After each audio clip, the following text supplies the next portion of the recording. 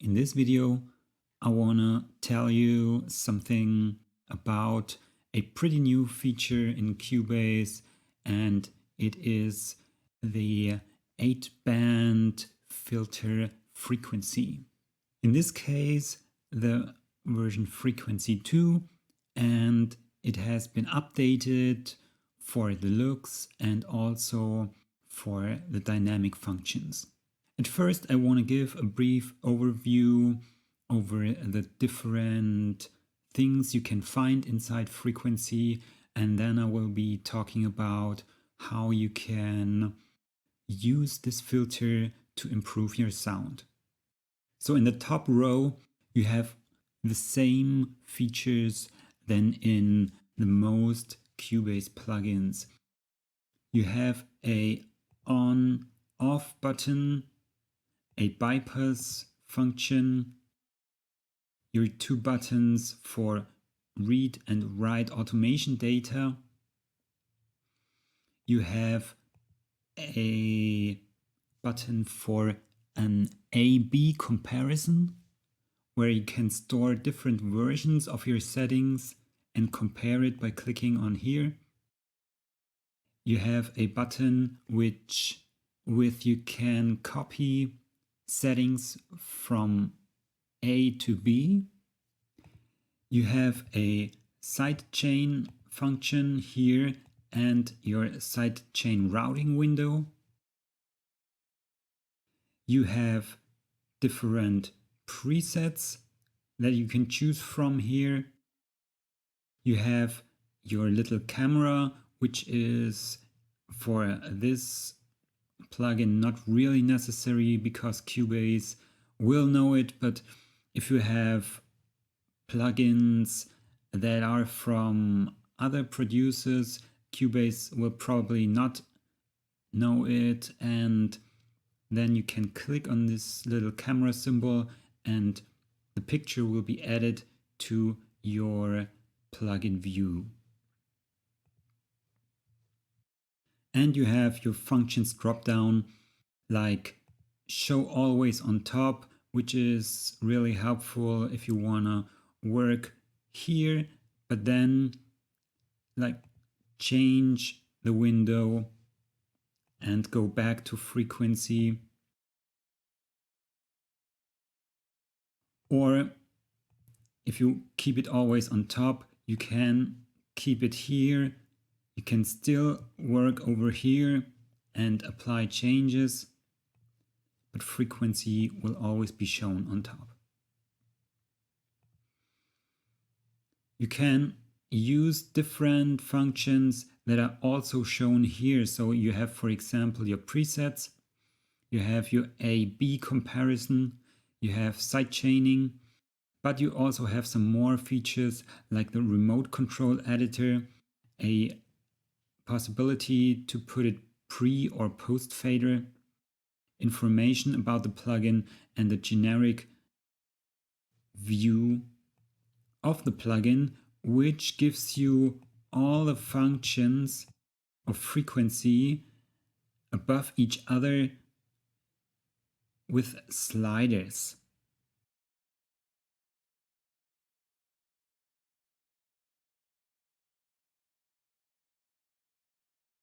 So that would be the top row, which is pretty similar in most Cubase plugins, or let's say a lot of Cubase plugins.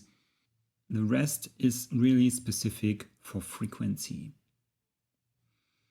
Here you have your main window, which shows a dB scale and a frequency scale, and another dB scale, which is correlated or closer to your meter over here and shows 0 dB on top, while this one will show 0 dB in the middle, which is quite normal for equalizers. You have a reset button over here. That means no matter which changes you apply, if you click the reset button and hold down Alt, it will reset all these functions. You have a auto listen button, which is really cool. That means as soon as you start applying changes to your filters, this filter will be switched to solo mode and you can explicitly listen to the changes that you apply here on that filter section. And you have your functions or settings menu that can, for example, if you listen to something, it will show a spectrum graph. You can switch that off, or you could activate the hold function. Right now you see I just have one line. If I activate hold, another line appears that shows my max.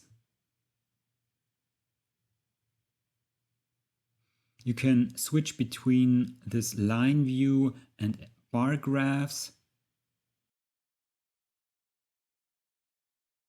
And if you have a stereo channel, then you can show two different curves for left and right.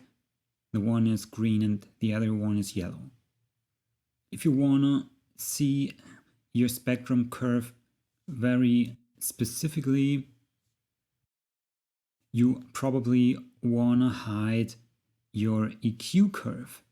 That means you can see better what is actually happening with your frequencies. And you can show it again and you can say, I want to just see thin lines for my equalizer, or I want to have these lines filled, and then they will be also filled with the correlating color. Over here you have your meter and your max, which you can reset just by clicking on it. The next two functions are here and here. And the first one shows a little keyboard under your frequencies, and you can see that, for example, the first band is red, so it starts on this G. And if I hover my mouse over here, you can see a line appears and it shows me the exact values of my mouse. And if you come close to a band, it will snap to it. If I go here, you can see in the upper right corner that it has 25 Hertz right now, and it is on the key G0, and that is shown down here. That means if I move this filter, you can see here down below, it also shows me the correlating key on a keyboard, and therefore I can put my equalizer setting exact to a certain note. Not only that, you can also go here and type in a note name. So if I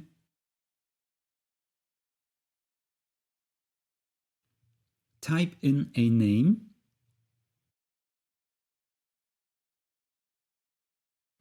you see it will automatically jump to that note.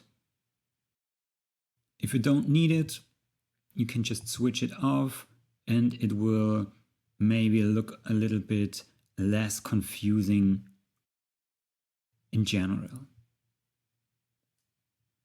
And over here you have the two buttons that switch between a single and a multi-view, because of course you have 8 different bands and you can like show all of them, or just show one of them, and the rest of them will be shown up here. And if you want to go to one of these, you just click on the number and you will automatically be directed to the correlating band. You can also switch between single and multi-view if you double click on any color. So if you select a filter by clicking once, you can apply settings. If you double click it, you will be redirected to the single or multi-view. You have in your multi-view one area that is correlated to, for example, filter number 3. If I go to filter number 3, you can just activate or use it by dragging the number anywhere. Also in frequency, the same shortcuts can be applied then in the channel mixer.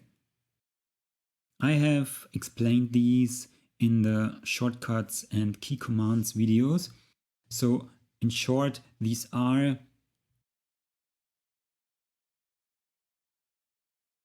Alt for dragging left and right,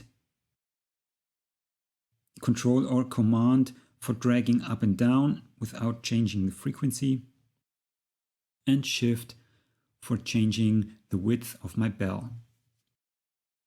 You can of course do the same thing by using the buttons here.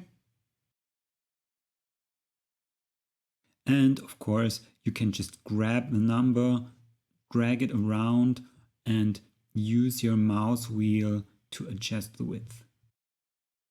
So these would be these 3 buttons in every area for every band. On top of each band, you have the 3 modes, which are a left-right mode, a stereo mode, and a mid-side mode, which I will all explain later. But these are only shown if you have frequency on a stereo track, otherwise they don't make any sense, so they will not be shown. The default is the stereo setting, and if you change the setting, 2 new buttons will appear here, so you can switch on and off or choose between mid and side and apply these buttons to mid or side. The same works for the left-right mode. So you can choose your mode over here and it will be shown right under it with more specific functions to work on. You have a linear phase button and a dynamic mode, which also has a tiny drop-down menu where you can apply changes. But these are only for the dynamic mode and have nothing to do with these buttons here. Every filter area has also a drop-down where you can choose a filter type. Most of these, or let's say every one from 2 up to 7, has 4 possibilities, while the default is just peak or a normal bell filter. But you can also choose a low shelf, a high shelf, or a notch filter for that particular band.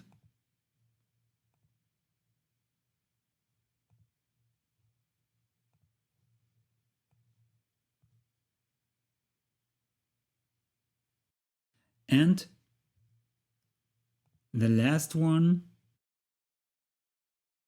has additional functions like a high cut with different steep settings, so from 6 to 12, 24, 48 or 69 dB, which is really very steep and probably not used a lot, or a 12 dB filter curve that is less steep. And of course, this works also for the first one because it has a low cut function. So these are all the buttons that are available here in that area, except for one tiny switch which has a really cool function down here, and it's called invert. So let's say you produce a notch filter, you hold down Alt to sweep it left and right, you activate auto listen and search for that frequency that sounds really wrong in your instrument or vocal track. And if you found it, you go to your invert button and cut it out like so. If you switch to the single view, there is more things available. You have, as before, your on-off button, which is also up here, or in every band here. You have your linear phase mode. You have your different types of filters, and of course, your frequency, Q, gain setting, and invert button. Here, that is the menu for the left-right stereo OMS setting. And then you have a advanced dynamics menu, which gives you one more function and also a meter. And you have a sidechain function for that exact filter, which is automatically switched on if you activate dynamics. You can just bypass it here. So the different modes are a left-right mode, which splits that certain band into two different bands, one for your right and one for your left stereo side. And you can apply different changes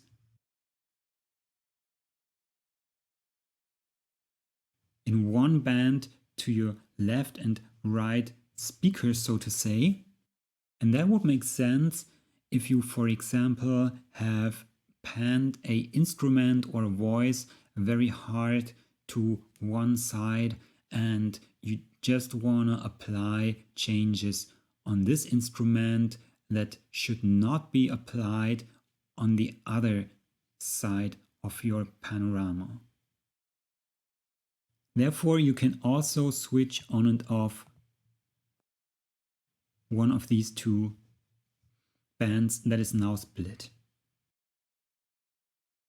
The stereo mode is like the pretty normal mode, and the MS mode works similar to the left-right mode, but will split the band into a mid signal and two side signals.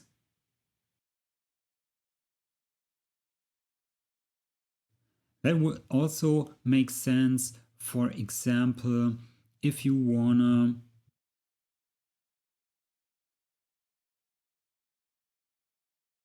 boost your high frequencies on the sides a little on one instrument, but reduce the deep frequencies so it gets wider in panorama.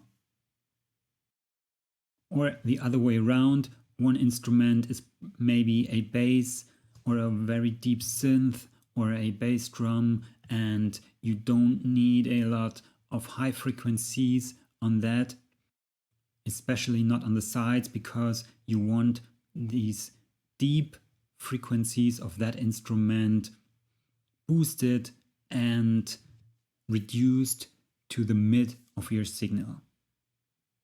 Also, you can switch on and off the mid or side signal down here. The linear phase button is recommended for the mid-side mode to prevent weird frequency shifts. So if you wanna use the dynamic mode of your filter,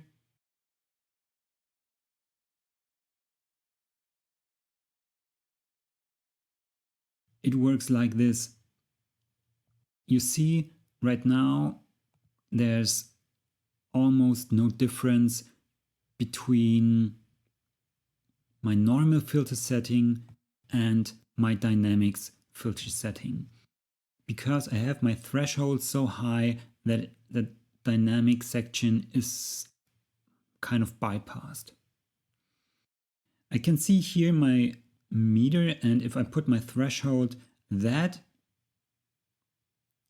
low that the signal reaches my threshold, you can see a new line appear here. And what that does is this filter now listens to my signal. And if it can find frequencies that I want to cut right now, it applies this filter. And if it listens to my signal and can't find frequencies that are inside this area, it just bypasses the filter kind of. And that is very, very helpful, because otherwise, if I use a filter, it will work all the time and probably work too much or in parts where I don't want it. So, for example, on mix buses, on groups, on your master bus, you maybe want a filter not always to work, but only if it goes over a certain threshold. And then what happens is the filter realizes, oh yes, I can hear the frequency right now really much. It applies this filter setting that you put in here. So, and then this new line shows up and shows me how much my filter is working right now at the moment. So sometimes you can see it is really flat or not working, almost not working. And sometimes it goes almost down all the way because the frequency I put in here is so present that the filter thinks it should be removed even more. Therefore, you have a ratio button, like if I set my ratio very low, the filter is not working a lot. If I set it higher, you can see it's really cutting a lot out of my signal right now. I have an attack and release button like it would be normal for a compressor, and I have another button here that I don't have in my multi-view. So here I have not all the buttons I have in the single view, and the start button lets me set a starting point, and over the starting point the frequency will not work at all. So in this area over here that is black, frequency ignores my filter completely. The filter right now starts at this line and works at max up to this line. So only in between this light blue area. And if I play back my tune, you can see the applied filter only moves in between this light blue area. So I can say how much it actually is supposed to work or how much it should always ignore. And on the right, I have my sidechain function. I have an auto button. If I don't use that auto button, I can adjust the frequency and width of my filter manually. For that, I also have a listen function. And if I click on that listen button, I can solo listen to only that sidechain frequency that I'm adjusting right now. So it is easier to find that frequency as if you have to listen to all of the signal that is applied to your filter. For input, you can choose internal. That means it will just listen to the input signal. So everything that happens in this filter would be put to the sidechain input. Or if you don't want that, you can assign one of 8 sidechain sources. So you can use maybe sidechain 1, which you can also apply to this filter if you want to, and if you want, you can use 2 here and so on, and route different sources of your mix to one of these sidechain inputs. And at last, you have an output slider, which is also really practical, because if you work here in frequency, you probably cut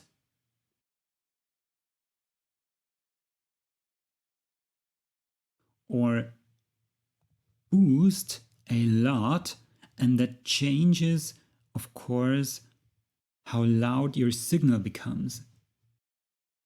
And to adjust this, you have a slider where you can, for example, right now I boosted a lot, and I would probably reduce my volume a little to prevent it from being much louder afterwards than before.